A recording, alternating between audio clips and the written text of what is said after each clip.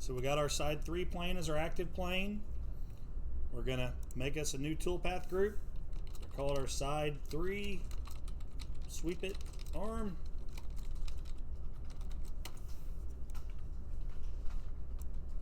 Okay. And there's really just 2 toolpaths we're gonna create, and they're both gonna be contour toolpaths. All right, you guys ready? So we're doing a contour toolpath. When we select our wireframe, we got to make sure we chain these going clockwise because we want to cut on the inside of them. They're open chains though. Yeah. What does C-plane stand for? Construction plane. It will only pick geometry that's sitting flat with the construction plane. Doesn't really affect this because this is flat geometry, but if you got stuff that has vertical angles and stuff, it keeps it from selecting that. Alright, so does everybody have both of those selected? We'll tell it OK. For the tool, we're going to use that 3/16 end mill that we haven't used yet for side 3.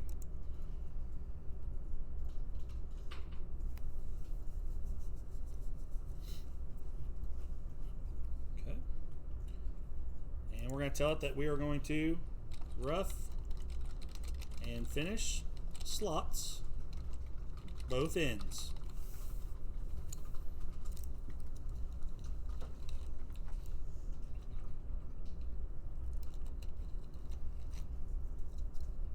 Those guys are hating life right now. They cannot figure out the motion system out there for some reason. However they wire those lights, they're having trouble with them. All right, cut parameters. We're using where. We do need to switch it back to 2D here. We're going to do this in 2D, and we're going to use depth cuts. For the stock to leave on walls, we're going to do 1% of our 3/16 end mill. And we're not going to leave anything on the floor.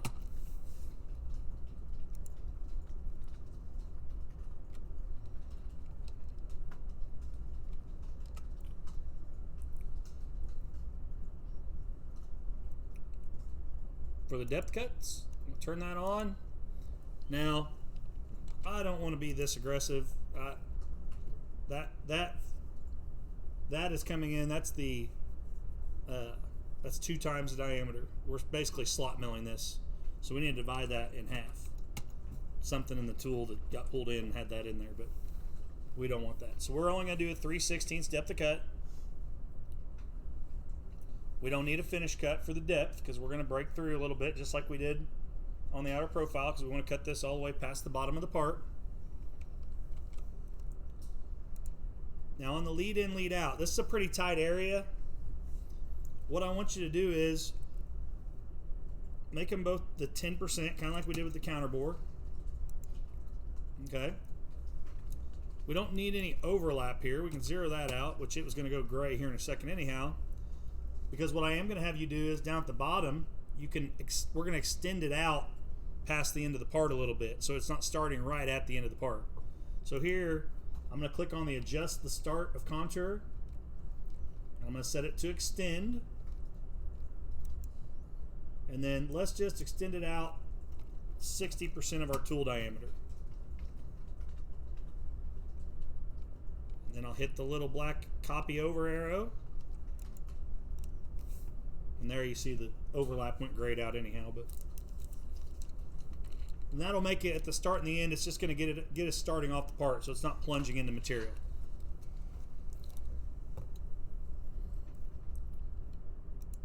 Let's turn on breakthrough. 25 thou should be plenty. Let's turn on multipass. Okay, and we're just going to do 1 roughing and 1 finish pass. Looks like, yeah. Oops, sorry. So here, we're going to take the 15 feed rate times 0.25. We're going to do it like 3.75 at the final depth. Okay, it's gonna go real slow. We're slowing that RPM down with that little tool, so hopefully it's not chattering on us, leaving lines on the part. We'll see. Things that cause chatter. Tool holders not being clean. Chips and stuff inside where the collet seats.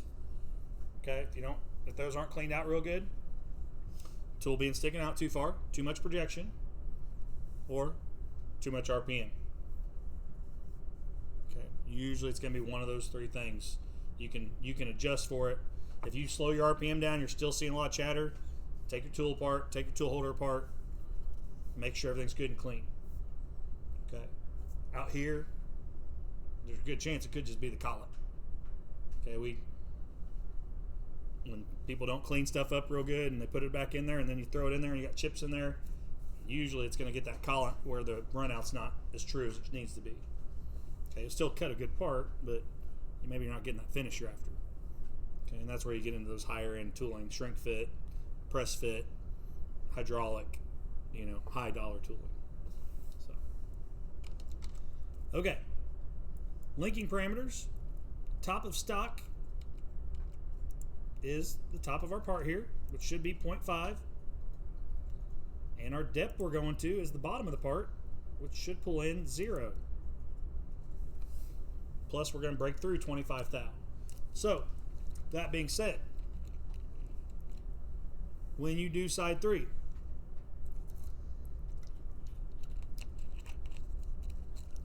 watch the parallels.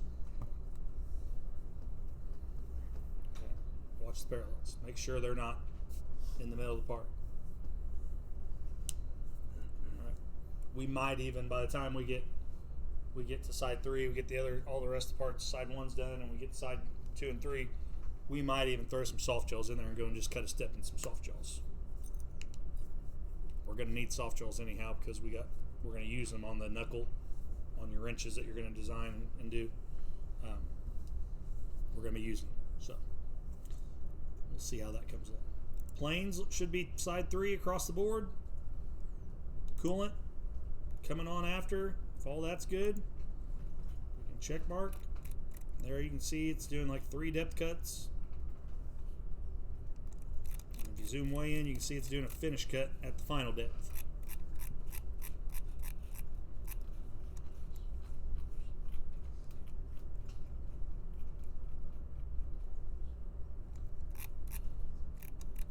Yep. Do you make the finish pass have step outs too?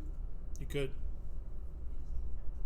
Yeah, in aluminum, I probably wouldn't worry about it. But if you're machining something, you're fighting tool deflection on your finish pass, you might make it do it at every depth, just by telling it to do it at all depths instead of final depth like we did. Okay. So, what people want to do normally is they want to go and they want to engrave and they want to go use this engraving toolpath. I don't use that engraving toolpath for just tracing letters or engraving serial numbers. You can. It's more of a nuisance than it needs to be. It's an old legacy toolpath. It has a place like when you're trying to like engrave like a design or something and you're wanting to pocket it all out. It will make it like a more efficient than like using a pocket toolpath to go in and clean something out. Most of the time when I use the engraving toolpath, I fight it more than I enjoy it. Okay, I don't use it very often. Okay, but for like this, where we just want to engrave our name and we want to trace the letters, I just use a contour toolpath. I'm going to go to the top view over the top of my letters here. Now I'm going to set it, this time I am going to set it to 3D. And I'm going to do the window selection method. Why'd you set it to 3D? Because we got it, well, I guess it would matter. If we're in 2D, you could leave it on C-plane. So the reason I set it to 2D, if my construction depth isn't set where the geometry's at, and a lot of times when I'm engraving something, I'll put the geometry up above it somewhere, and then I'll just set the linking parameters down. So in order for it to chain it with the window, it has to be at the same thing. But since I'm in 2D and everything, I'm in 2D and it's set to that height, I could window it this way But to avoid that, a lot of times I'll just put it in 3D. We'll window around it, your letters. It says sketch approximate start point. I usually just pick it, let it snap to a point on my first letter, and it should automatically chain all those. We'll tell it OK. We're going to pick the tool 2, which is the 5/16 drill mill.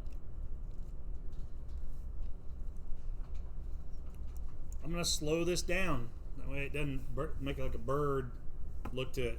I'm going to tell it to just go 10 inches a minute. And I'm going to do the same. I'm going to do half the RPM. Say I'm going to engrave. Sweep it arm.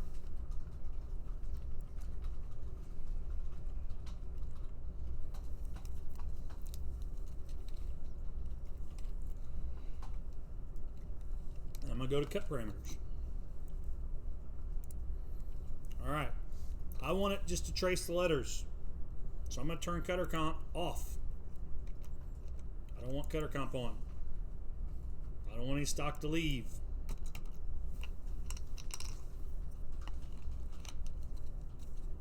Okay. If you have cutter comp on, it's going to try to comp to one side or the other of the profile of the letter.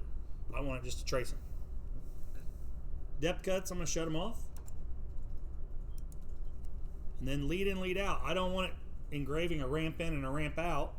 So I'm going to actually turn off the entry and the exit and the extends down here. I'm going to turn all that off. And I'm going to tell it to do like a 25 thou overlap. Just so it kind of completes itself all the way around the letter. What's the difference between turning the entry and exit off instead of just the lead in, lead out at the top? It wouldn't do anything for this. For like when you got a closed contour, it doesn't do that. It won't overlap like we want it to. The entry and exit's for the literally for if you have the entry and exit turned on.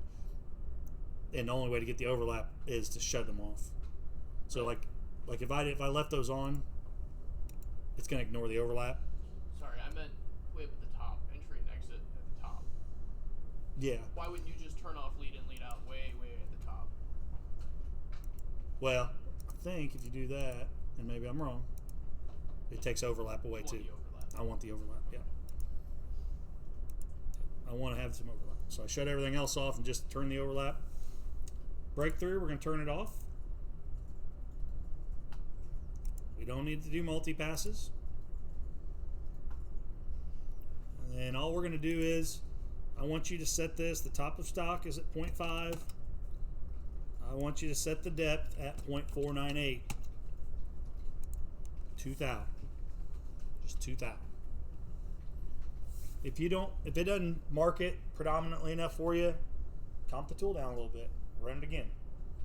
Okay, if you don't like how it looks, I always say set it at 0 and then start coming down like 1 thou at a time with my engraving until I get the marking that I want.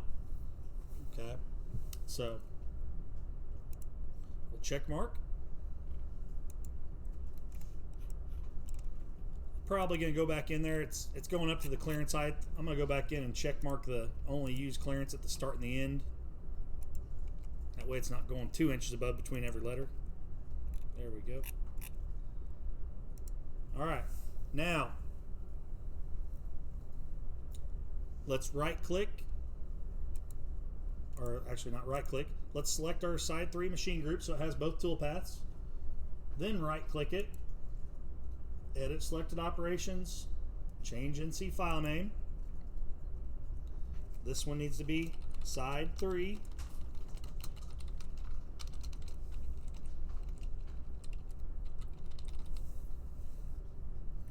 First initial, last name, sweep it arm. I don't need that.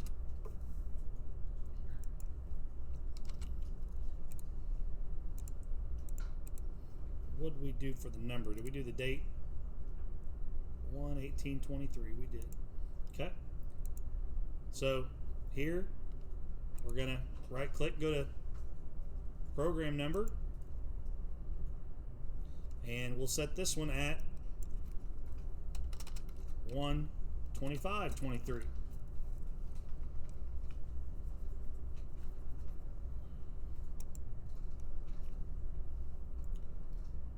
Now if I click on my machine group up here, and that means I select everything, because I know you guys like to just verify one toolpath at a time and not see, but if I click on everything, all 3 setups, and I verify this, I should see my finished part right. Okay. What happened to Aiden's part the other day should have got solved right here. It should have been, we should have saw it right here. It's probably the 10th, 15th, who knows how many sweeping arms or wrenches I've seen that on, where everything gets done and then the chamfer chain wasn't in the right spot. Okay, it's not an uncommon thing for here, but it is something that is totally avoidable, because we have this right here that we should be able to run. I can turn on my color loop, and I should be able to see my part in its finished fashion right there. There's all 3 sides all done, my name on the side of it. How did you hide the wireframe? On the home tab, you just click up here, visibility, and uncheck the wireframe. Okay, so verify screen. You know, we use the draw screen in WinMax, right? The verify screen in Mastercam is there for us too.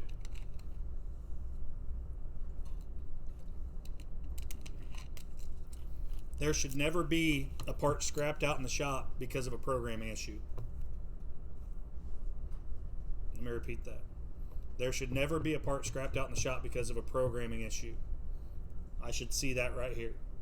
Now, if our feed or speed or something's wrong, we're going to break a tool. That's not a programming issue. That's a calculating issue, that you didn't do some calculating right. But there should never be something cut wrong when I get out there. I've got this verify screen for a reason. I can go and I can say, hey, I need to compare. I can set my tolerance zone. So I want to make sure everything's within 5 thou.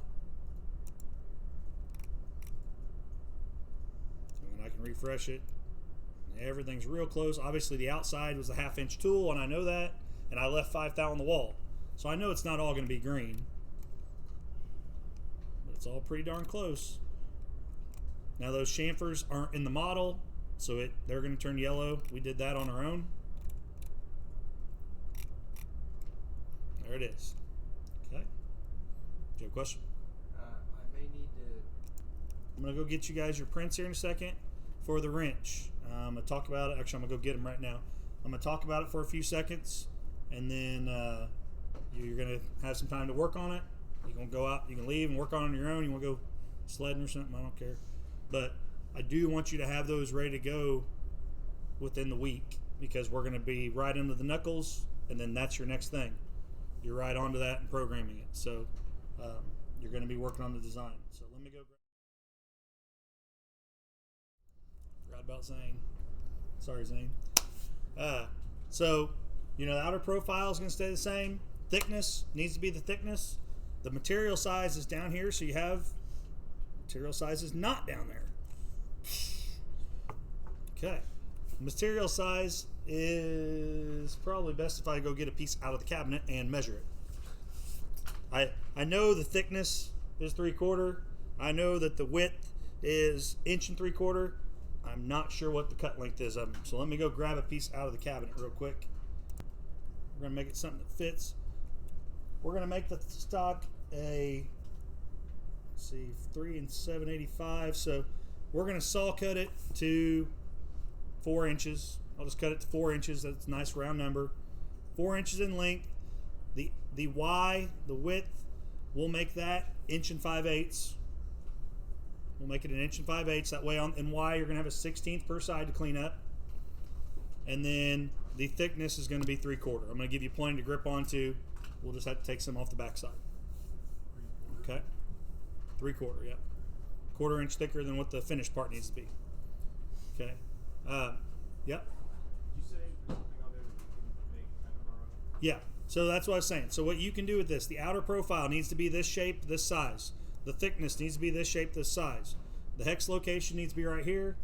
The hole right here, this bore, needs to be right where it's at. And it needs to be a non-through bore. We're going to make a handle on the lathe, and it's going to press in there, and you're not going to be able to see it from the back side. It's just going to come together and press as one piece.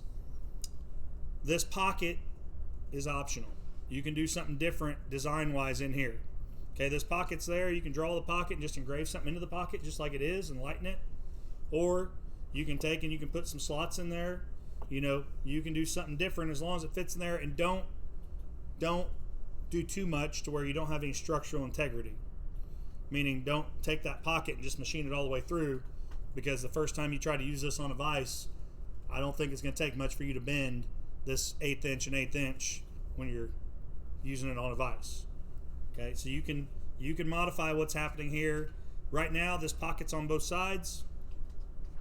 All I'm going to be checking really is location here and here, part thickness, the outer profile, and basically dimensions. I'm going to check the dimension across here, this inch 50, 500. I'm going to check this dimension across here, which we're going to wire that.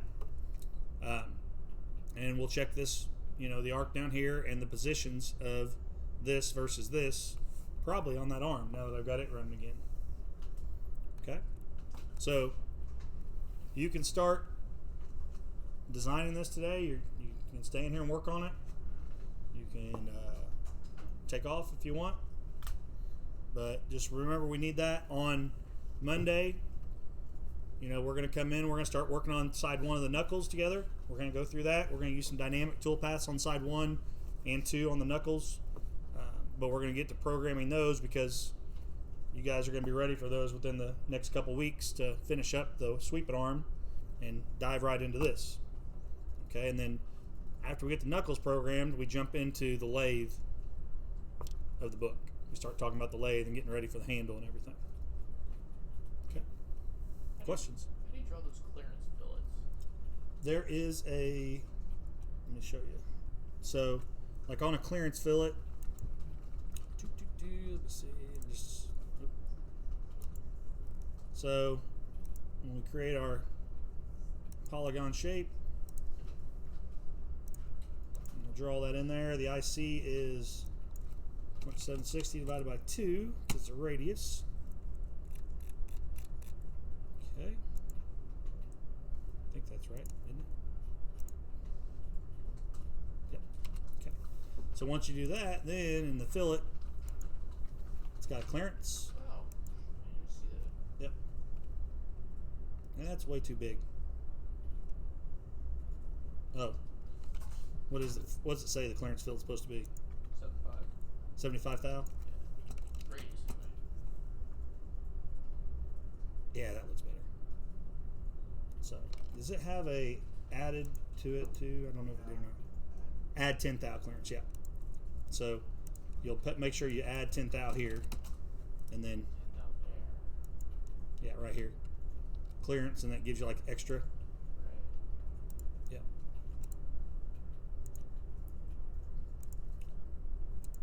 How is that doing that? What's the like? I don't know. It just takes it and moves it back to where the radius is 10 thou further off the sharp corner. Is that what it is? Yeah. It's just that giving you 10 thou from where the sharp corner would be. So like,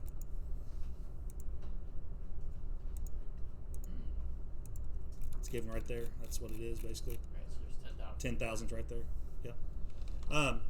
And like I said, we're gonna wire this.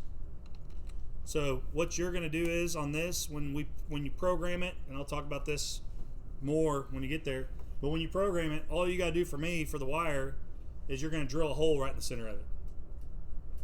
Because that hole, when we take out the wire, we're gonna align it, get it straight, and then we're gonna thread the wire through the hole.